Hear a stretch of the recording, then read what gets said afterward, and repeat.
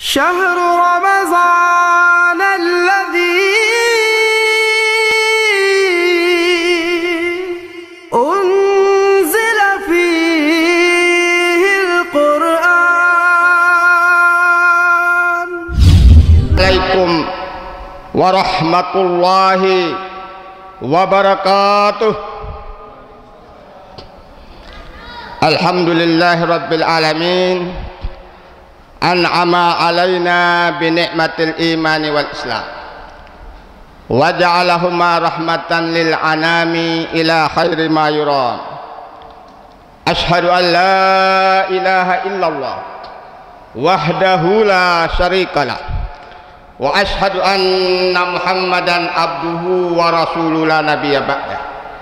اللهم صل وسلم وبارك على محمد وعلى آله وصحبه أجمعين. وقال الله تعالى في كتاب الكريم أعوذ بالله من الشيطان الرجيم بسم الله الرحمن الرحيم الذي خلق الموت والحياة liyabluwakum ayyukum ahsanu amala. Masal muslimin rahimakumullah, kuliah subuh yang dirahmati Allah Subhanahu wa taala. Alhamdulillah pada hari ini kita sudah memasuki hari yang ke-14. Mudah-mudahan sisa 16 hari lagi ini dapat kita pergunakan sebaik-baiknya untuk menambah pundi-pundi amal ibadah kita. Karena waktunya 15 menit, saya diberi tema urgensi toharah. Urgen itu artinya penting, taharah artinya bersih atau bersuci. Menurut syariah, jadi maksud taharah adalah mensucikan diri dari hadas atau kotoran yang dapat membatalkan sholat, baik itu najis mengenai pakaian maupun mengenai badan kita. Taharah ini sangat penting sekali. Karena apa? Karena berhubungan dengan sah tidaknya sholat kita. Itulah sebabnya kita disuruh menjaga kebersihan pakaian dan tubuh kita. Kalau kita membersihkan pakaian atau tubuh kita itu mudah, tinggal mandi atau di laundry atau dicuci. Yang repot itu kalau membersihkan jiwa kita. Oleh karena itu setiap muslim harus menjaga kebersihannya, karena taharah ini sangat penting. Ini ada kisah penting. Saya ini sering membuka YouTube mengenai kisah mu'allaf di seluruh dunia. Mengapa mereka menjadi mu'allaf? Salah satu yang saya tertarik, ada mu'allaf dari Amerika namanya Bu Angelin.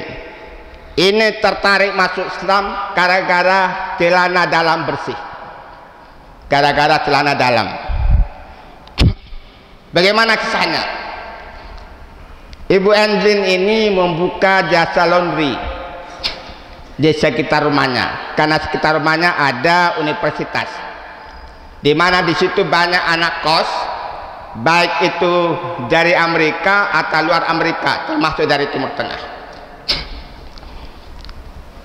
Maka Bu Angelin ini melondri pakaian anak-anak kos. Mula-mula dia tidak memperhatikan pakaian, pokoknya nyuci sudah selesai.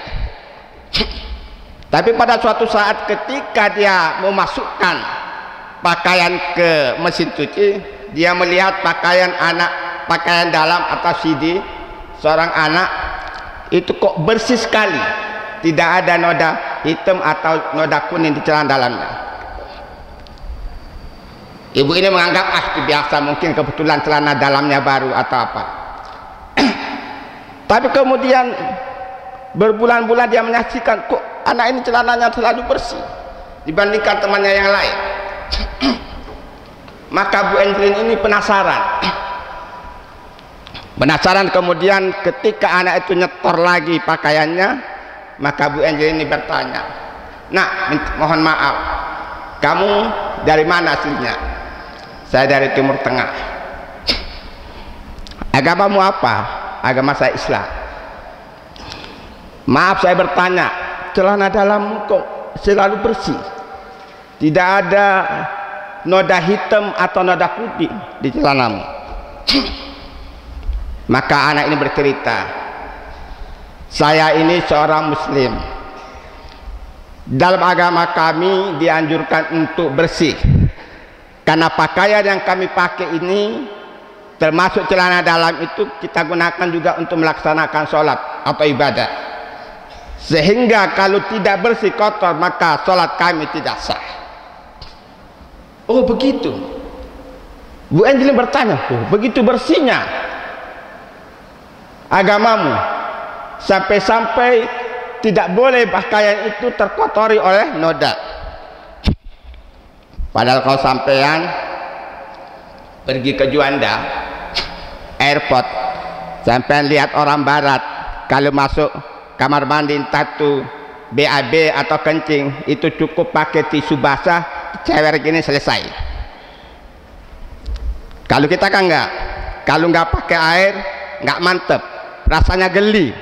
Kalau mereka cukup tisu basah langsung kelak selesai. Nah, itulah bedanya mereka dengan kita. Akhirnya beberapa bulan kemudian si Bu Angelin ini pergi ke perkumpulan orang Islam Amerika dan menyatakan masuk Islam. Itu gara-gara celana dalam bersih. Masyaallah muslimin rahimakumullah. Nah, kalau kita membersihkan celana dalam, baju dan lain sebagainya itu mudah. Sekarang bagaimana membersihkan hati? Kita diberi resep oleh Rasulullah sallallahu alaihi wasallam bahwa untuk membersihkan hati ada 3 is. Saya singkat, ada 3 is. Apa 3 is itu? 3 is itu istiqomah, istikharah, dan istighfar. Kita akan bahas satu persatu. Apa yang dimaksud istiqomah? Istiqomah artinya teguh dalam akidah dan konsisten dalam ibadah kepada Allah Subhanahu wa taala. Jadi istiqomah ini kita konsisten dalam beribadah kepada Allah Subhanahu wa taala. Saya kurang lebih sudah 12 hari itu keliling ngisi tarawih dari Wiyung, Majen Sungkono, Beratang, Binangun, Kejeran sampai daerah Perak ini. Nasibnya masjid di Surabaya podoai. Saya ngisi di Majen Sungkono baru hari kedua, hari Ahad itu shopnya tinggal 2. Di Mujahidin nggak beda jauh. Oh hari pertama sampai 10 shop. Maju-maju, akhirnya shopnya mengalami kemajuan luar biasa. Ini menunjukkan kita nggak konsisten. Wal awalu wal akhiru to.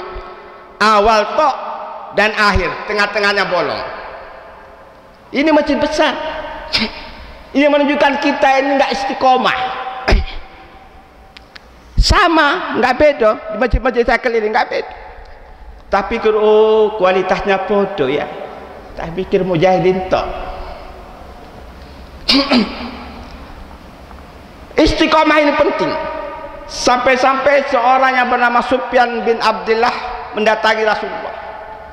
Kemudian dia berkata kepada Rasulullah, "Ya Rasulullah, sampaikan kepada aku suatu pesan yang aku tidak akan bertanya lagi kepada orang lain selain engkau." Maka Rasulullah mengatakan, "Qul amantu billah summastaqim." Katakan aku beriman kepada Allah dan kemudian istiqomahlah. Jadi ketika kita mengatakan saya beriman kepada Allah, maka istiqomahlah dengan ucapan kita. Jangan iman hanya di KTP. Itulah sebabnya Al-Quran surat Al-Baqarah ayat 183 menyatakan, ya ayyuhalladzina amanu kutiba alaikumusiyam, bahwa orang yang diwajibkan berpuasa, yang dipanggil untuk berpuasa itu hanya orang-orang yang beriman. Kayak orang berimanlah yang bisa melaksanakan ibadah dengan baik. Coba bayangkan, gara-gara jembatan Lamongan ambruk, itu semua truk dialihkan Pantura. Rumah saya di daerah Pantura Lamongan, Paciran. Beberapa minggu yang lalu saya dari Lamongan, dari Paciran sampai Surabaya 4 jam di jalan. 4 jam Pak di jalan Pak. Lihat es degan, tebu, cendol tuh, kalau kita imannya nggak kuat, ya ente es cendol, es degan. Saking panasnya ngelak. Setelah dari sana ke rumah mampir, kemudian jam 5 berangkat ke Baratang Gede. Ini rasanya leher ini sudah garing. Mungkin si imam itu rasanya wes garing leher itu. Kalau enggak beriman kepada Allah, sudah mokel sudah kita. Tapi karena keiman kepada Allah Subhanahu wa taala, maka semua kita kuat. Di dalam Al-Qur'an surat Fussilat ayat 30 Allah Subhanahu wa taala berfirman, "Innal ladzina qalu rabbuna Allah tsumma istaqamu tatanazzalu alaihimul malaikatu alla takhafu wa la tahzanu wa abshiru bil jannati allati kuntum tu'adun." Sesungguhnya orang-orang yang mengatakan Tuhan kami ialah Allah, kemudian mereka meneguhkan pendirian mereka, maka malaikat akan turun kepada mereka dengan mengatakan, janganlah kamu merasa takut, janganlah kamu merasa sedih, dan bergembiralah dengan surga yang telah dijanjikan Allah kepadamu. Para ulama menafsirkan bahwa ayat ini ketika seseorang sakaratul maut, maka malaikat akan turun menghibur mereka. Janganlah engkau sedih, janganlah engkau takut, Allah bersamamu. Ini ketika orang konsisten istiqomah dalam agamanya. Masyaallah muslimin rahimakumullah. Yang kedua, 3 amalan yang baik. Yang kedua adalah istikharah. Istikharah artinya selalu memohon petunjuk pada Allah Subhanahu wa taala dalam langkah dan perbuatan kita dan penuh pertimbangan. Itulah sebabnya kita disuruh ketika menghadapi suatu masalah, 2 masalah yang sama, kita disuruh sholat istikharah. Artinya kita disuruh selalu mohon petunjuk kepada Allah dalam setiap perbuatan dan ucapan kita. Jangan sampai kita berucap itu menyakiti hati orang lain. Saya waktu SMA mengingat dulu ada menteri kita yang bernama, menteri negara yang bernama almarhum Murdiono. Beliau ini kalau bicara mewakili negara itu banyak E-nya. Itu banyak E-nya. Saya mikir orang ini kok wala-wali. Kemudian saya berpikir, ternyata orang ini saking hati-hatinya, setiap kata yang diucapkannya itu dipikir matang-matang. Tapi beliau ini kalau berkata tidak mewakili negara, biasa, tidak ada E-nya. Lain dengan pejabat kita sekarang. Menteri Agama sebelumnya pun dilantik berapa minggu ngomong sudah penghafal Quran calon teroris. Diganti Yakul tambah parah lagi, suara adzan sama dengan gonggongan anjing. Ada lagi pejabat tokoh masyarakat, orang cerita akhirat itu khayalan, tidak ada buktinya. Ada lagi anggota DPR mengatakan agama ini menghambat kemajuan. Asal ngomong toh. Padahal public figure ketika berucap itu akan didengar oleh masyarakat Indonesia. Apalagi sekarang punya HP. Apa yang kita ucapkan tersebar seluruh dunia dalam hitungan detik. Makanya kata Rasulullah sallallahu alaihi wasallam, "Man kana yu'minu billahi wal yaumil akhir falyaqul khairan aw liyasmut." Barang siapa beriman kepada Allah dan hari kiamat, jika tidak bisa berucap yang baik, lebih baik diam. Kalau nggak bisa ngomong yang apik, diam. daripada ngomong tapi keliru. Kita kan nggak asal ngomong biar terkenal, padahal apa yang diomongkan itu banyak kelirunya, bahkan membuat ricuh masyarakat kita. Tetapi kalau itu benar, kata Rasulullah, kulil haqqu walau kana murrun, katakanlah yang benar itu walaupun pahit rasanya. Banyak orang-orang ditangkap gara-gara mengatakan yang benar itu, dan itulah resiko kulil haqqu walau kana murrun. Masyaallah muslimin rahimakumullah. Bahkan ketika Rasulullah sallallahu alaihi wasallam datangi malaikat Jibril mengenai kebebasan berbuat atau berkata, malaikat Jibril mengatakan kepada Rasulullah, atani ya Jibril faqal. Datang malaikat Jibril kemudian berkata kepada Rasulullah, kalau Rasulullah saja dinasihati oleh malaikat Jibril, apalagi kita yang banyak dosa.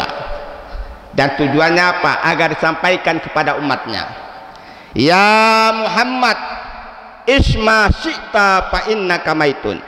Wahai Muhammad, hiduplah sesuka hatimu, karena sesungguhnya engkau pasti akan mati. Ini kebebasan, sakarepmu. Hidup sakarepmu, mau jadi baik-baik, mau jadi jelek, sakarepmu.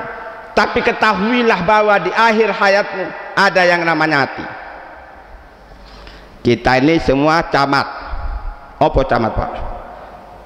Calon mati. Gelem gak gelem, suka gak suka, pasti ada jadwalnya jadi camat. Sakarepmu, tapi di akhir hayatmu ada yang namanya kematian, dan engkau akan mempertanggungjawabkan segala perbuatanmu selama di dunia ini. Kemudian malaikat berkata lagi, wa ahbib ma syi'ta fa innaka mufariqu. Wahai Muhammad, cintai apa saja yang engkau cintai, karena sesungguhnya engkau pasti akan berpisah dengan apa yang engkau cintai. Cintai anak boleh, cintai istri boleh, harta, jabatan, pangkat, silahkan. Tapi ketahuilah, apa yang kita cintai pasti akan berpisah dengan kita. Bisa saja suaminya meninggal duluan daripada istrinya, atau istrinya meninggal duluan daripada suaminya, atau anaknya meninggal duluan daripada ibunya, atau pangkatnya duluan meninggalkan daripada orangnya. Semua itu pasti akan terjadi di permukaan bumi ini. Pangkat dan jabatan kita akan hilang. Aksiru dzikra hadhimil ladzat al maut, kata Rasulullah. Banyak-banyaklah kalian mengingat mati, mengingat sesuatu yang memutuskan segala kenikmatan dunia. Itulah yang namanya mati. Yang ketiga, wa amal ma syi'ta fa innaka majziyun bih. Wahai Muhammad, beramallah sesuka hatimu, karena setiap amalmu akan dibalas oleh Allah Subhanahu wa taala. Masal muslimin rahimakumullah. Kemudian yang ketiga, yang terakhir, istighfar. Istighfar yang kita kenal adalah astagfirullah, atau ada yang menambahkan astagfirullahaladzim. Itu namanya istighfar. Istighfar yaitu selalu introspeksi diri dan mohon ampun kepada Allah Subhanahu wa taala. Apa sih efeknya istighfar itu? Rasulullah tidak kurang sehari itu beristighfar 100 kali. Padahal Rasulullah dijamin dosa-dosanya, baik yang lama maupun yang baru, dijamin 100 kali beristighfar dalam sehari. Kita berapa kali beristighfar? Ngitung ngedewe. Apa efeknya istighfar? Rasulullah SAW dalam hadisnya yang diriwayatkan Ahmad, Abu Dawud dan Ibnu Majah mengatakan, man aksara istighfaro ja'alallahu lahu min kulli gammin farajan wa min kulli daikin mahrajan wa razaqahu min haitsu la yahtasib. Barang siapa yang memperbanyak istighfar, niscaya Allah menjadikan untuknya yang pertama, setiap kesedihan jalan keluar. setiap kesempitan kelapangan, dan Allah akan memberikan rezeki yang halal dari arah yang tidak disangka-sangka. Masal muslimin rahimakumullah. Kemudian ada kisah. Ini ada kisah. Imam Al-Qurtubi dalam kitabnya menceritakan bahwa pada suatu ketika Imam Ibnu Sabih bercerita bahwa Imam Hasan Al-Basri pernah ditanya oleh 4 orang penanya. Orang yang pertama bertanya, "Wahai Imam, kampung saya ini kering kerontang, tidak ada tumbuhan yang hidup." Maka Imam Hasan Al-Basri mengatakan, "Bal istighfarlah." Kemudian beberapa saat datang lagi orang bertanya, "Wahai Imam, saya ini orang miskin, coron didoakan supaya menjadi orang kaya." Maka Imam Hasan Al-Basri mengatakan, "Beristighfarlah." Kemudian datang orang yang ketiga bertanya, "Wahai Imam, saya ini tidak mempunyai keturunan, doakan supaya saya mempunyai anak." Maka jawabnya, "Beristighfarlah." Kemudian datang orang yang keempat lagi bertanya, "Wahai Imam, daerah saya tidak pernah turun hujan, kebun-kebun banyak kering, sungai-sungai banyak yang tidak punya air, doakan supaya Allah menurunkan hujan." Maka jawabnya, "Istighfarlah." Imam Ibnu Sabih ini heran, kok 4 jawaban pertanyaan dijawab 1 jawaban toh. Iki podo-podo imam besar loh Pak, Ibnu Sabih sama Hasan Al-Basri podo-podo imame seangkatan. Heran, kok jawabannya kok podo. Maka Imam Ibnu Sabih berkata kepada Imam Hasan Al-Basri, "Wahai Imam, kok 4 orang bertanya tadi, 4 pertanyaannya kamu jawab kok hanya istighfar toh? Apa enggak ada jawaban benar?" Apa jawab Imam Hasan Al-Basri?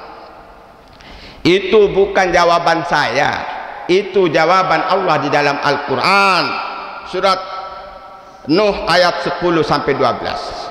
Kemudian beliau membacakan, "Faqultu istighfaru rabbukum innahu kana ghaffara yursilus samaa 'alaihi midrara wa yamdidkum bi amwali wa banina wa yaj'al lakum jannati wa yaj'al lakum anhara."